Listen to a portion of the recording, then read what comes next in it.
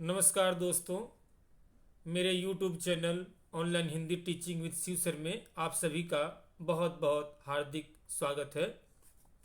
जैसा कि आप स्क्रीन पर देख पा रहे हैं, आज हम सभी गुरु रविदास यानी रैदास के पद को पढ़ेंगे। और पहले हम सभी इस पद का जिस पद को आज हम पढ़ने वाले हैं, नरहरि चंचल है मति मूरी, कैसे भगति करो मैं तोरी, इस पद का आज हम सभी वाचन करने वाले हैं। और इसके बाद हम इनका परिचय और उसके बाद फिर जो है हम इसको सुंदर से व्याख्यायित इसको हम करेंगे। तो पहले हम सभी इस पद को पढ़ते हैं, जिस पद को आज हम सभी इसकी व्याख्या समझने वाले हैं। नरहरि चंचल है मति मोरी, नरहरि चंचल है मति मोरी, कैसे भक्ति करो मैं तोरी, कैसे भक्ति करो मैं तोरी, नरहरि चंचल है मति मोरी। तू मोहि देखे हो तो ही देखूं, प्रीति परस पर होई, तू मोहि देखे हो तो ही न देखूं, इहि मति सब बुद्धि खोई,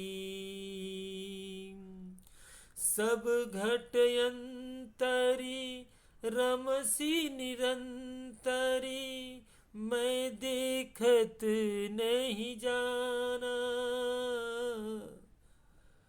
गुण सब तोर मोर सब अवगुण, कृत उपकार न माना, मैं ते तोरी मोरी समझ सो, कैसे करी निस्तारा, कहि रैदास कृष्ण करुणामय, जय जय जगत अधारा, नरहरि चंचल है मति मोरी। तो आपने इस पद को सुना। स्पष्ट कहा गया कि हे नरहरि, हे परमात्मा, हे प्रभु, हे मेरे कृष्ण, मेरी मति बहुत ही चंचल है। आइए रैदास के इस पद की व्याख्या के पहले हम रैदास के परिचय को थोड़ा सा समझ लें। हालांकि इसके पहले के वीडियोस में मैंने रैदास का ही एक पद, प्रभु जी तुम चंदन हम पानी, जो कि बहुत ही प्रसिद्ध पद है, उसकी व्याख्या को भी समझाया है। आप उसे भी जाकर मेरे चैनल पे देख सकते हैं। आइए रविदास जी के बारे में जानते हैं कि सदगुरु रविदास जी भारत के उन महापुरुषों में से एक हैं जिन्होंने अपने आध्यात्मिक वचनों से सारे संसार को आत्मज्ञान, एकता, भाईचारा पर जोर दिया। जगत गुरु रविदास जी की महिमा को देख कई राजा और रानियां इनकी शरण में आकर भक्ति मार्ग से जुड़े थे। जीवन भर समाज में फैली कुरीति जैसे जात पात के अंत के लिए इन्होंने काम किया था। इनके जन्म के बारे में ध्यान देंगे। इनका जन्म लगभग 1433 में हुआ था वाराणसी में, उस समय दिल्ली सल्तनत थी, और मृत्यु लगभग 1540 में हुआ था, वो भी वाराणसी में, वो भी दिल्ली सल्तनत के समय ही हुआ था। इनकी प्रसिद्धि का मूल कारण बहुत सारे हैं। ये एक बहुत बड़े संत थे, भक्त थे, लेकिन और भी बहुत बड़े गुरु के रूप में सम्मानित हुए थे। और सबसे बड़ी बात आप ध्यान रखेंगे कि रैदास के लगभग 40 पदों को गुरु ग्रंथ साहब में शामिल भी किया गया था। ये भी आप ध्यान रखेंगे। गुरु ग्रंथ साहब जो कि पंजाबी जो संप्रदाय है उसका एक बहुत ही महत्वपूर्ण पाठ है। गुरु ग्रंथ साहब एक उनका वेद कह सकते हैं, रामायण कह सकते हैं, उनकी एक प्रमुख ग्रंथ है। लेकिन उसमें संत रैदास जी या रविदास जी जो भी कह, दोनों नामे की है, उनके पदों को शामिल किया गया है। और एक प्रसिद्धि का कारण क्या है कि रैदास जी ही मीराबाई के गुरु थे। मीराबाई के बारे में भी हम पढ़ेंगे अपने आने वाले कुछ चरण में। तो मीराबाई के गुरु रविदास जी, इसको भी आप ध्यान रखेंगे। और बाकी जो चीज़ें आप जानते ही हैं उसको आप, कि रैदास जी के गुरु कबीर थे, लेकिन कबीर के कहने पर रैदास जी ने रामानंद को भी अपना गुरु बनाया था। इस चीज़ को भी आप अच्छी तरीके से जानेंगे। और ये भी मैंने बताया कि रैदास के 40 पद गुरु ग्रंथ साहिब में मिलते हैं, जिसका संपादन गुरु अर्जुन साहब ने 16वीं सदी में किया था। अब हम लोग मूल पद पर आते हैं। जो पद हमने पढ़ा उस पद के शब्दार्थ पर पहले हम ध्यान दे देंगे, तब जाके पद के अर्थ को हम अच्छी तरीके से समझेंगे। जैसे नरहरि शब्द आया हुआ है, नरहरि कहते हैं नरसिंह भगवान को, या भगवान के अर्थ में भी नरहरि का पर्यायवाची आप इस्तेमाल कर सकते हैं। मति मतलब मन की दशा, प्रीति अर्थात प्रेम, परस्पर यानी एक दूसरे से, बुद्धि यानी बुद्धि या ज्ञान, घट यानी हर एक व्यक्ति, अंतरि मतलब अंदर में, रामस रामस नहीं होगा रमसी रमने वाला या बसने वाला, अवगुण मतलब अवगुण या दोष, गुण मतलब गुण या अच्छाई, कृत मतलब किए गए कार्य, उपकार मतलब भलाई, निस्तारा मतलब किसी चीज को हटाना, दूर करना, उसे हटा देना, करुणा में करुणा करने वाले अर्थात भगवान। अब हम पद के ऊपर आते हैं। इस पद के अर्थ को हम लोग अच्छी तरीके से समझेंगे। क्या कहे रैदास जी? रैदास जी भगवान के समक्ष अपनी शरणागति की बात कर रहे हैं। शरणागति का मतलब होता है जब भक्त भगवान के समक्ष अपने अवगुणों को प्रदर्शित करते हुए भगवान के समक्ष अपने आप को समर्पित करता है, तो ऐसी भक्ति शरणागति भक्ति कहलाती है। रैदास जी इस पद में अपने मन की गति यानी मति का अर्थात है मन की गति, मन की दशा का चित्रण भगवान के चरणों के समक्ष रख रहे हैं। कह रहे हैं क्या? नरहरि चंचल मति मूरी, हे नरहरि अर्थात हे भगवान, मेरी जो मति है, मति मतलब ये मन की दशा है, ये चंचल है। कैसे भक्ति करो मैं तोरी, कि मैं आपकी भक्ति कैसे करूं? क्योंकि भक्ति में जो भक्ति की सबसे बड़ी चीज होती है कि मन की दशा को स्थिर रहना बहुत ही आवश्यक होता है, ताकि प्रभु के प्रेम में मन स्थिर रहे। लेकिन हे प्रभु, मेरी जो मति है अर्थात मन की जो गति है वो बहुत ही चंचल है। चंचल का तात्पर्य बहुत ज्यादा शरारती है, कभी एक जगह टिक नहीं पाती। क्यों? नीचे के अपने लाइन में रैदास उसका व्याख्या कर रहे हैं। कहेंगे तू मोहि देखे, कि आप मुझे देखते हैं, हाँ तो ही देखूं, हाँ मतलब मैं तुम्हें देखता हूं। प्रीति परस्पर होई, तब जाकर प्रेम में प्रीति होता है, जब दो प्रेम करने वाले एक दूसरे का ख्याल रखें। तुम मोहि देखे, तुम मुझे देखते हो, हाँ तो ही देखूं, मैं तुम्हें देखता हूं, तब जाकर प्रीति परस्पर होए। तब ये प्रीति, ये प्रेम, ये भक्ति परस्पर संभव है। लेकिन उसमें मन की चंचलता क्या करती है? नीचे लाइन में समझा रहे हैं। तू मोहि देखे, तुम तो मुझे देखते हो, हाँ अर्थात मैं तो ही न देखूं, मैं तुम्हें नहीं देखता। क्यों? क्योंकि मेरा मन जब तुम्हें देखने का समय होता है, मेरा मन बार बार भटक जाता है। इह मति सब बुद्धि खोई, ये जो मति है, मन की ये जो दशा है, मति मतलब मन की दशा, ये मेरी सारी बुद्धि का नाश कर देती है, मेरी सारी समझ को खो देती है, सारी समझ का नाश कर देती है। आगे कह रहे कि सब घट अंतरी, हे परमात्मा आप सब घट में बसने वाले हो, सब घट में बसे हुए हो। सब घट अंतरी रमसी निरंतर, रमने वाले परमात्मा हो। और निरंतर मतलब हमेशा, सदैव, है भी, था भी, होएगा भी। रचना खूब रचाई है।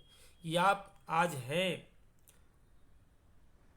कल भी रहेंगे, कल भी थे और आने वाले दिन भी आप रहेंगे।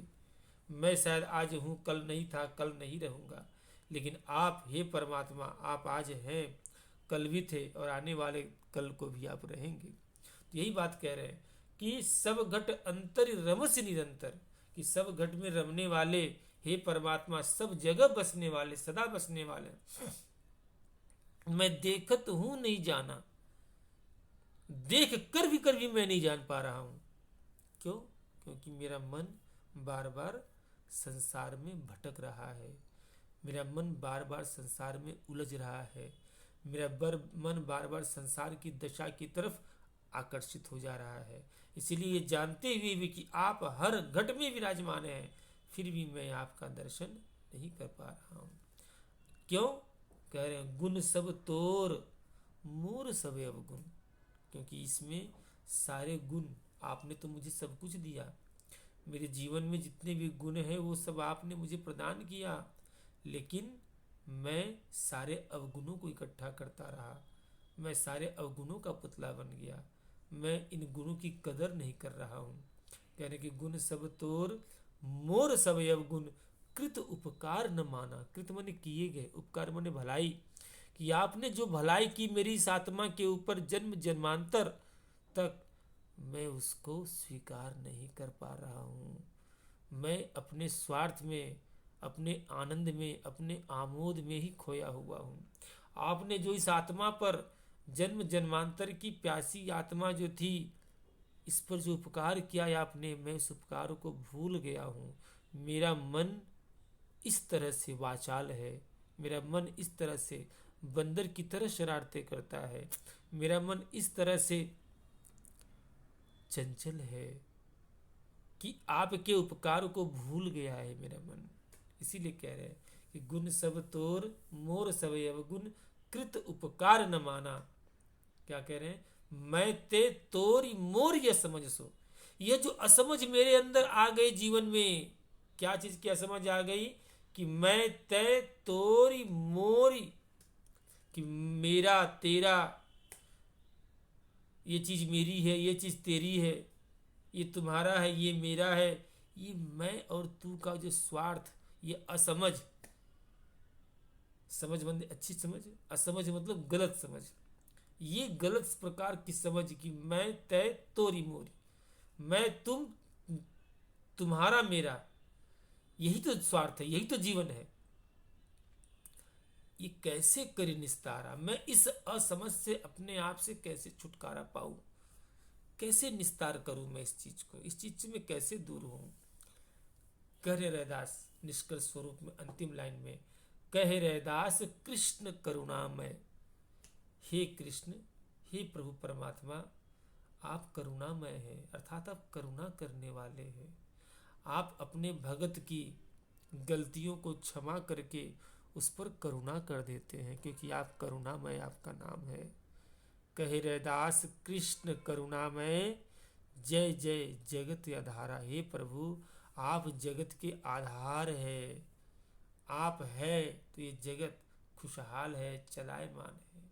आपका आधार जिस दिन डिग गया, ये जगत खत्म हो जाएगा, महाप्रलय आ जाएगा। रैदास कह रहे हैं, कहे रैदास, कृष्ण करुणामय, जय जय जगत आधारा, कि हे प्रभु परमात्मा, आप करुणा के सागर हैं, आप जगत के आधार हैं। आप मेरे अंदर ये जो समझ मैं और मेरी की आ गई, इस समझ का आप निस्तार करिए और मेरे अंदर को, अहंकार को दूर कर मुझे भक्ति से जोड़े रखिए। तो इस रूप में आप इस पद की व्याख्या को सुंदर तरीके से करेंगे। फिर मैं समझा दूं। कहते हैं कि नरहरि चंचल है मति मोरी, कि हे नरहरि, हे परमात्मा, हे प्रभु कृष्ण, हे नरसिंह भगवान, ये सब भगवान के पर्यायवाची के रूप में इस्तेमाल आप कर सकते हैं नरहरि शब्द को। मेरी मति बहुत चंचल है, मैं आपकी भक्ति कैसे करूं? तू मुझे देखते हो, मैं तुम्हें देखता हूँ, तब जाकर परस्पर प्रेम होता है। लेकिन यहाँ अजब बात क्या है? अजब ये है कि तुम तो मुझे देखते हो, लेकिन मैं तुम्हारी तरफ ध्यान नहीं देता हूँ। मेरी सारी मति, बुद्धि, अहंकार संसार को देखने में लगा हुआ है। प्रेम कैसे होगा? सब घट अंतरी, रमसी निरंतरी। मैं देखत हूँ, नहीं जाना कि सारे घट के अंदर आप बसे हुए हो, सभी अंदर आप रमे हुए हो, विराजमान हो, शोभायमान हो। मैं देख कर भी नहीं देख पा रहा हूँ। सारे गुण आपके हैं, जो अवगुण है वो मेरे हैं। आपके किए गए उपकारों को मैं नहीं समझ पा रहा हूँ।